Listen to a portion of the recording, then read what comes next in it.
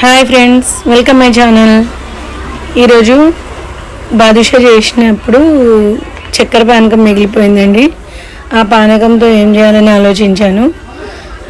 Double ka meetha చేద్దామని try చేస్తున్నాను. పానకం చూడండి ఇంత మిగిలింది. దీన్ని వేస్ట్ చేయకుండా డబుల్ కా మీఠా చేద్దాం. మా ఆయనకు చాలా ఇష్టం అండి, అందుకే చేద్దామని ప్యాన్ పెట్టేసుకున్నాను. కొద్దిగా నెయ్యి వేసుకొని బ్రెడ్స్ని కట్ చేసి ఇట్లా ప్యాన్ కింద అండేటట్టు చేసుకోండి. బ్రెడ్స్ని కట్ చేసి ఫ్రై చేసుకోండి, కొంచెం లైట్ ఫ్రై, సిమ్లో పెట్టి వేయించుకోండి, లేకపోతే మాడిపోతాయి బ్రెడ్స్ తొందరగా. ఇప్పుడు ఫ్రై చేసుకొని వాటిని ఈ విధంగా గోల్డెన్ బ్రౌన్ వచ్చే వరకు ఫ్రై చేయండి మంచిగా. ఈ ఆకం కొంచెం గట్టిగా అవుతుంది కదండి, కొంచెం పొయ్యి మీద పెట్టి హీట్ చేద్దాము లూజ్ కావడానికి.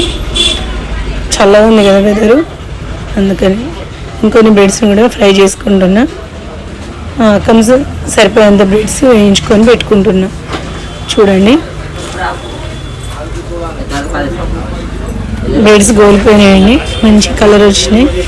బాగా మాడని అది మాడితే టేస్ట్ చేయండి. ఇప్పుడు ఆకాన్ని ఇందులో పోసుకోవాలి. కొద్దిసేపు సిమ్లో పెట్టి మూత పెట్టి ఉంచుకోవాలి, వాటికి పట్టేటట్టు ఆకము మంచిగా ఉంటుంది.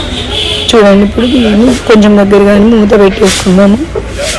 మూత పెట్టేసుకుని డ్రై ఫ్రూట్స్ కూడా వేయించి పెట్టుకున్నానండి, తినేటప్పుడు వేసుకుంటే బాగుంటుంది. ఇప్పుడు వేస్తే మెత్తగా అయిపోతే క్రంచీగా తగులుతుంది తినేటప్పుడు వేసుకుంటే. ఇప్పుడు పెట్టుకుందాం, సర్వ్ చేసుకుందాం. బ్రెడ్స్ని ఒక బౌల్లో తీసుకొని కొన్ని పాలు వేసుకుందాం. పాలు వేసుకొని కలిపేసుకొని డ్రై ఫ్రూట్స్ మీద వేసుకొని తినేద్దాం. చూడండి రెడీ అయిపోయింది డబుల్ కా మీఠా. సూపర్గా ఉంది, మస్తు ఉంది, సూపర్గా అనిపిస్తుంది. చూడండి ఎంత బాగుందో, చూడడానికి తినాలనిపిస్తుంది. నేను తినేస్తా ఇక.